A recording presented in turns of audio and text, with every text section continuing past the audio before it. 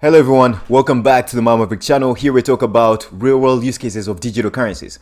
Now, here you can look at the screen. We have CoinMarketCap, which is one of the platforms you can use to look at cryptocurrencies in terms of market capitalization, price time circulating supply, and no comment. As to whether we're in a bull market or bear market, I do not know. But what I know is that utility will rule over every single thing in this digital asset space. So for example, if you look at a currency like Chainlink, actually, let me start with Chainlink. They've showed a use case. Let's start with Ethereum with smart contracts. Chainlink, they showed a use case in the oracles, how important Oracle technology is. We have companies like the XRP or Ripple, which is building on the XRP ledger. They are showing that the financial systems can be onboarded onto digital currencies or onto blockchains of different nature in order to express the IOUs that we know today, or the credit system.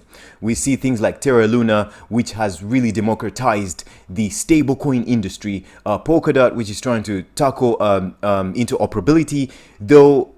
Yeah, I'm not giving comments on any particular cryptocurrencies. I'm just saying Dogecoin in terms of meme coin, Shiba Inu showing Dogecoin that it can level up. It's almost getting up there. Polygon Matic trying to scale Binance with a stablecoin, and then the Binance Smart Chain, Crypto.com exchanges.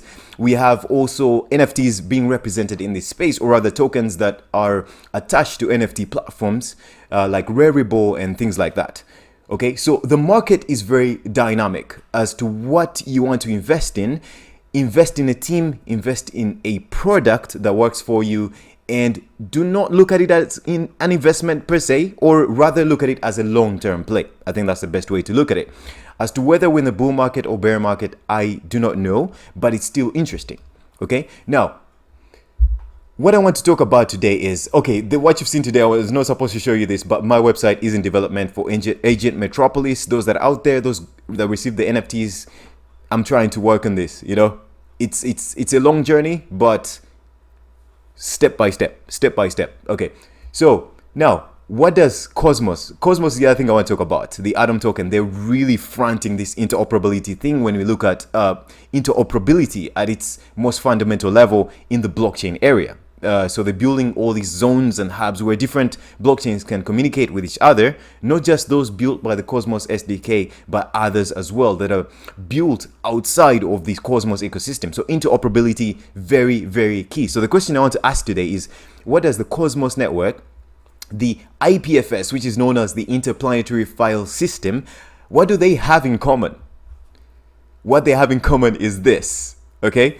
Those that have been on my channel a lot, I talk about Fetch.AI a lot. It's not that I'm shilling this project or whatever, but it's my channel and I feel like I can talk about whatever I want. However, as a person that has been in the crypto space for a long time, I like this particular project because it helps me look at the crypto space through their view. So whether they fail or not, it helps me learn a lot in the cryptocurrency space. And not to mention the fact that they front themselves with a buzzword of artificial intelligence and machine learning. But I'll show you something interesting. Okay, so they dropped this video a while back. I'll play it here. Fetch.AI 2021 Year in Review Blockchain AI. Take a look.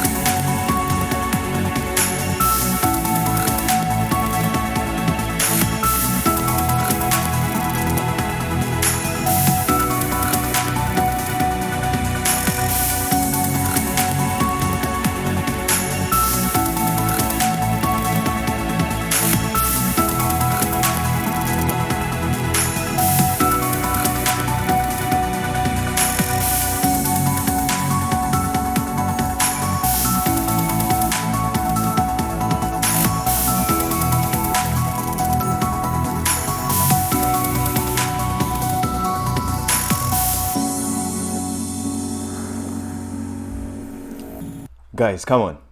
Anyone that knows I'm a engineering background, so building a prototype, building a product, a final product, from design to prototype to product, it's not easy. So anyone building the crypto space, kudos to you, because it's not easy. But what you've just seen is all the partnerships. Some I had not even prepared in this video because there were too many. And what fascinates me about the technology is that they're using this they're using different types of consensus algorithms. So guys, if you look at their website, it actually summarizes their technology suite. If you go to Fetch.AI/technology, you learn a lot. The reason why I'm interested in this, guys, as I've said, many reasons, but for example, you can see this diagram. We have a whole representation of a network. So you can see the inter-blockchain communication protocol, which is designed from the Cosmos ecosystem. So it's the node. A node is basically a representation of, I don't know, the value keepers across the internet. So anyone can spawn up a node to carry out whatever operation is being carried out. So in the blockchain space, this is a representation of the value of the network, actually, of the network. So whatever is happening in the network, the nodes help to keep it alive. So in this case, this node is representing that interconnectivity of these blockchains. So these are all ecosystems outside of the Fetch network. And you can see other side chains here. So other blockchains having other side chains. And we have so when you go into the Fetch.AI ecosystem, you can look at proof of stake, because he's staking. There's reputation. So it's the agent metropolis. Within there, you can have staking, you can have governance, the search and discovery mechanisms. This is how agents find themselves. Identity, which is decentralized identity, sovereign identity. Every user controls their identity. They have something called a random beacon. You know, randomization is something that's not easy to achieve. So they're building that. It's been from the start. So you can see this diagram that the agent network can actually exist as a layer 2 technology, agents communicating with the search and discovery ecosystem, or agents communicating directly with the Fetch.AI ledger outside of the search and discovery open economic framework, which is the world in which these agents live, or the agents can communicate directly with sidechains outside of the Fetch ecosystem. Guys, that is amazing. That is amazing. We're talking about true interoperability right here.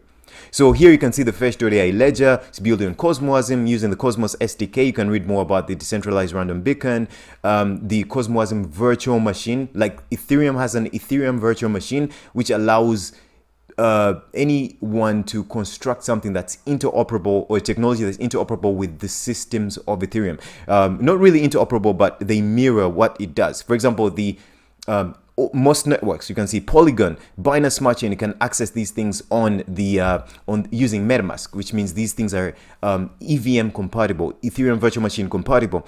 Anyways, more we can see here more info, agent identity, search and discovery. So identity is very key. We can get this from private keys, but we can also get it from these technologies, basically the essence of blockchain technology, or things called decentralized identities, and having sovereignty of your identity. There's GitHub information, and then you learn about autonomous economic agents, agent registry. There's a registry. Actually, I don't think I'd open this up, maybe. So you can register your agents. You can create them here. You can register them. They can search and discover themselves. There's an agent communication network, how they communicate, simple open economic framework, which is the world. Why build the agent framework? Agent framework provides a developer with a number of features which combined cannot be found anywhere else. Like the agent communication network, I haven't seen that anywhere else. Search and discovery, or simple open economic framework, the agent registry, crypto and ledger APIs, okay, and contracts. So contract packages enable agents to interact with smart contracts in Fetch.AI and other third-party decentralized ledgers. So you can learn more about their product suite in terms of how they organize their data. You can see the Fetch ledger here. Their blocks are ticking in all the ledgers as validators and delegators are doing their thing. We have the collective learning framework, which utilizes machine learning, artificial intelligence in a real way. You can see learner, global model, Fetch blockchain, data layer. So they're organized in a certain hierarchy that allows these technologies to compute these complex mathematical computations, or algorithms, should I say, how training works. So these, of course, if you know about neural networks and how to train this data, these different the different algorithms that you use to actually do this, and the weights that you can understand this. So this is the agent registry. You can actually come here, search for agents yourself, or actually register agents you've created. Pretty amazing stuff.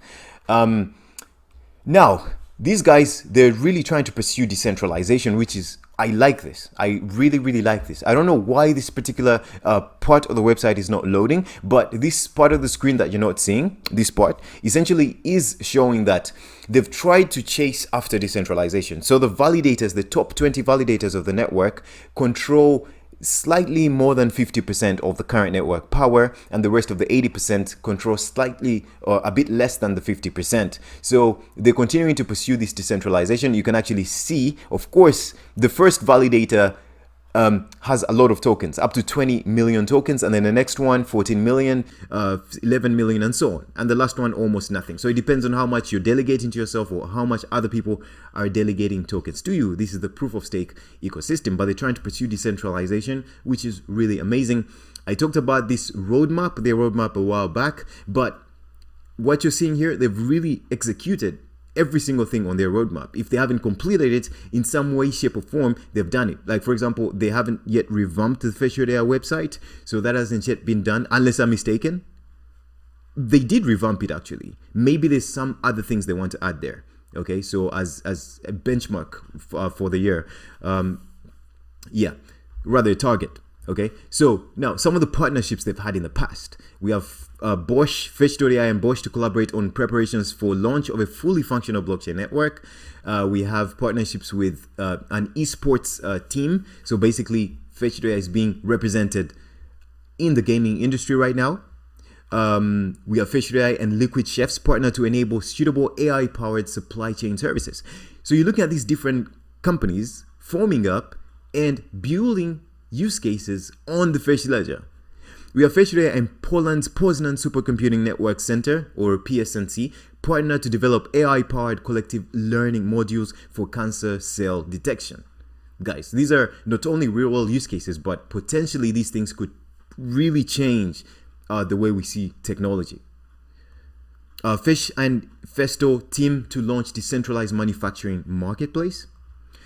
This is the DeFi agent platform that I showed you earlier. They did this thing where you could, they showcased how users could actually use generative adversarial networks. Of course, they don't talk about this. Maybe they use a different algorithm where users can generate art with little to no input, and then you generate this amazing art that has never existed. And these things were put on auction, they were bought. Of course, they're going for very high prices right now. Other art pieces that were created, I think they're out there, but they're not listed on the market, but you can view them on OpenSea, sites like OpenSea, which is one of the biggest NFT marketplaces out there.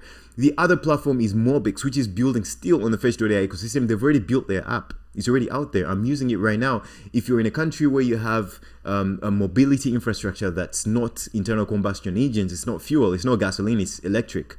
And soon they'll input a feature where you can walk and you actually get rewarded for this. So these are companies building real use cases, and you can actually check in their wallet the addresses that you use start with Fetch.AI, which means they're actually building on this blockchain, which is pretty amazing.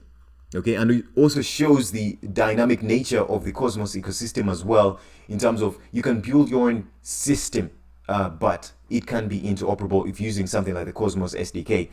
Other technologies they built, MetalX, AtomX is coming up to be like a lending, borrowing, insurance, bring real world assets onto here type of thing. MetalX is basically equities and these other assets basically, and commodities. You can do that on MetalX. It's a decentralized exchange as well. AtomX will be as well. These are plus the other companies that you saw in that very nicely made introductory video right here. Those are other partnerships from Fetch, and they're going to continue building. These guys launched way back on the Binance Launchpad in 2018, somewhere there, and they've continued to relentlessly pursue. So the idea why I follow these guys is I want to look at what it takes to actually build things like this. So it's like I'm viewing this through their lenses, a product from beginning, from infancy to maturity. And if someone doesn't build this, if this doesn't work, someone has to build it. And I think these guys have got their nails deep into this technology and understanding of where they want to be, which means they can hire the right people and do the right stuff. Alright guys, I hope you enjoyed this video. Hope it wasn't too long, but that's what I wanted to talk about, something to revisit. A new video for the new year. Happy New Year everyone. I'll see you on the next one. Bye bye guys. Take care.